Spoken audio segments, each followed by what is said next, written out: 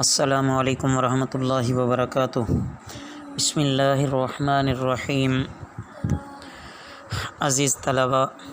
تفسیر کے آج کے سبق میں ہم من کفر باللہ من بعد ایمانہ سے شروع کر رہے ہیں، توجہ کیجیے گا۔ اعوذ باللہ من الشیطان الرجیم، بسم اللہ الرحمن الرحیم۔ من کفر باللہ، جو منکر ہوا اللہ کا، من بعد ایمانہ، اس کے ایمان کے بعد، الا مگر یا سوائے، من اکرہ جو مجبور کیا گیا، وقلبہ جب کہ اس کا دل مطمئن ہے بالایمان ایمان پر، ولیکن اور لیکن، من شرح جو کشادہ کرے بالکفر کفر کے لیے، صدرن سینہ، فعلیہم تو ان پر غضب ہے، من اللہ اللہ کا، ولہم اور ان کے لیے، عذاب عظیم بڑا عذاب ہے۔ ذالک یہ، بأنہم استحبوا الحیات الدنیا، بأنہم اس لیے کہ وہ استحبوا انہوں نے پسند کیا، الحیات الدنیا دنیا کی زندگی، علی الآخرۃ آخرت پر، وأن اللہ اور یہ کہ اللہ، لا یہدی القوم الکافرین نہیں ہدایت دیتا کافر لوگوں کو، اولئک الذین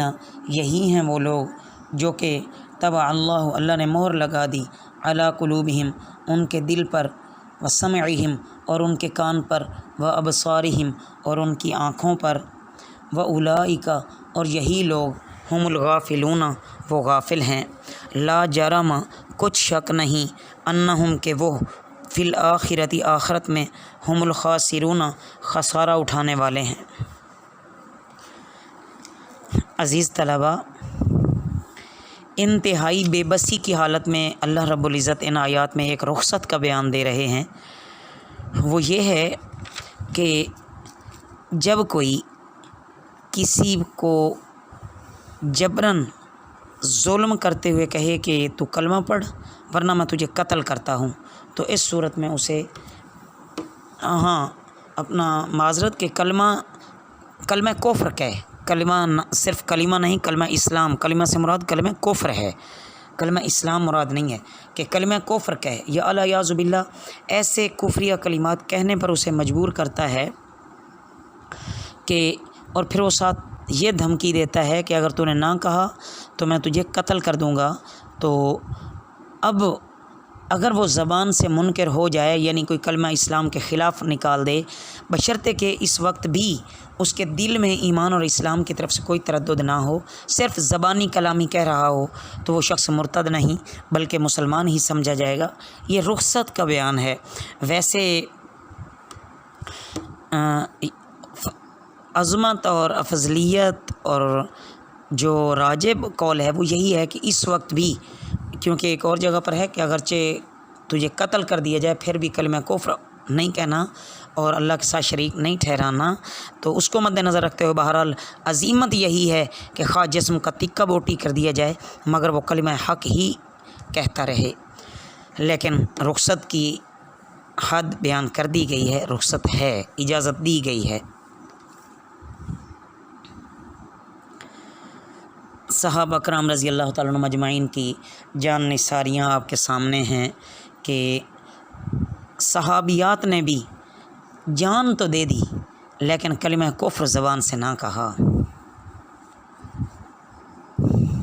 جیسا کہ حضرت عمار رضی اللہ تعالیٰ عنہ کے والد حضرت یاسر رضی اللہ تعالیٰ عنہ کو ایذائیں دی گئیں، اسی طرح حضرت یاسر رضی اللہ تعالیٰ عنہ کی والدہ حضرت سمیہ رضی اللہ تعالیٰ عنہ پر کتنے ظلم کیے گئے۔ جبر اور اکراہ جس کی یہاں اجازت کا بیان ہوا، اس کی شرائط کی تفصیل جو ہے وہ کتب فقہ میں دیکھی جا سکتی ہے۔ برحال خلاصہ یہ ہے کہ جو شخص قدرت رکھتا ہو وہ اگر قتل یا کسی عضو کو کاٹنے کی دھمکی دیتا ہے تو کلمہ کفر کا تلفظ زبان سے جائز ہو جائے گا۔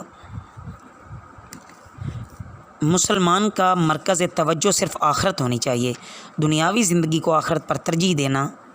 یہ مسلمان کا شیوہ نہیں بلکہ یہ کفار کی عادت ہے۔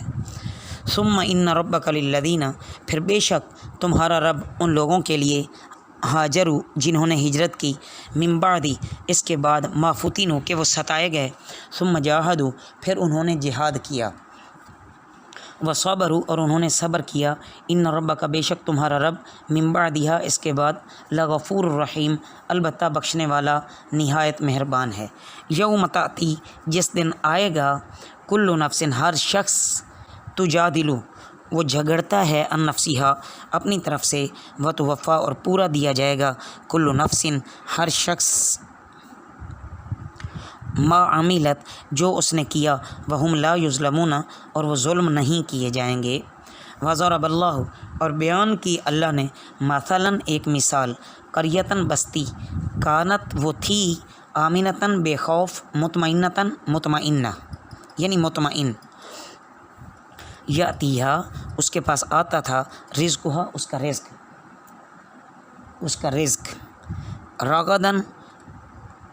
फरागत वाफिर,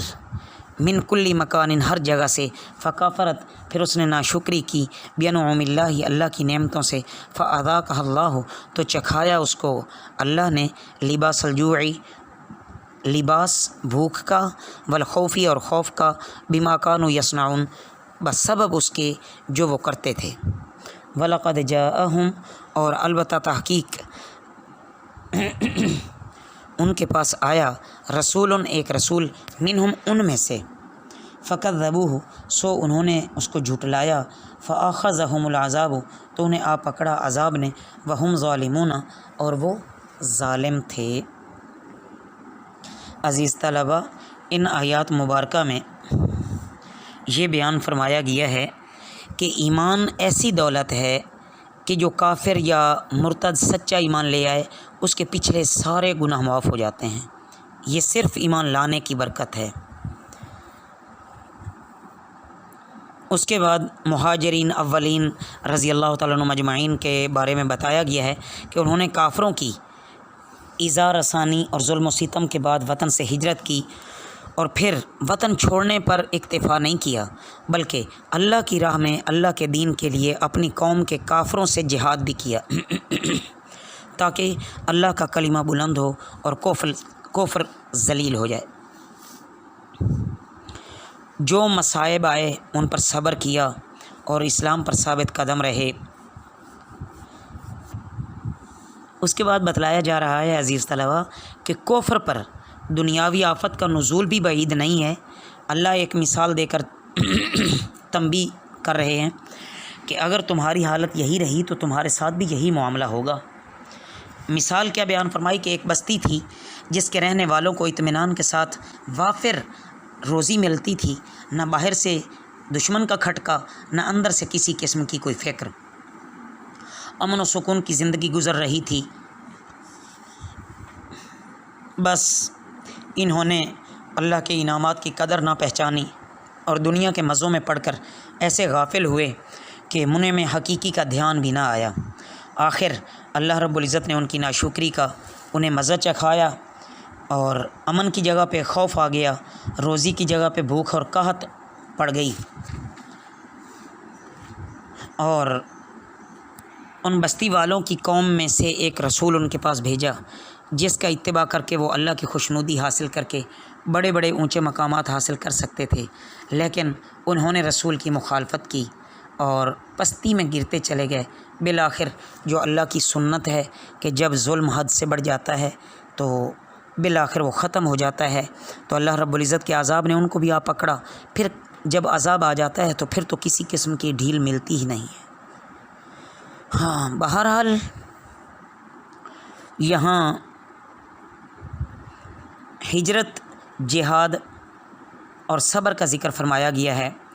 कि हिजरत जुल्म से तंग आकर वहाँ से हिजरत करनी पड़े। जिहाद दो तरह का कि एक तो नीयत से कुफ़ार के साथ लड़ना और ताकि तौहीद इलाही की इशाअत हो, दुनिया में अमन फैल जाए। दूसरा अल्लाह की फरमाबरदारी में अपने नफ्स से जंग करना, ये भी जिहाद है। तीसरा सब्र करना कि अगर कुछ दीन की वजह से हालात आ रहे हैं तो उन पर सब्र करना। फिर अल्लाह रब्बुल इज़्ज़त इसका जो बदला अपनी मग़फ़िरत और रहमत की सूरत में देंगे वो अल्लाह करे कि अल्लाह हम सब को नसीब फ़रमाएँ। वमा अलैना इल्लल बलागुल मुबीन।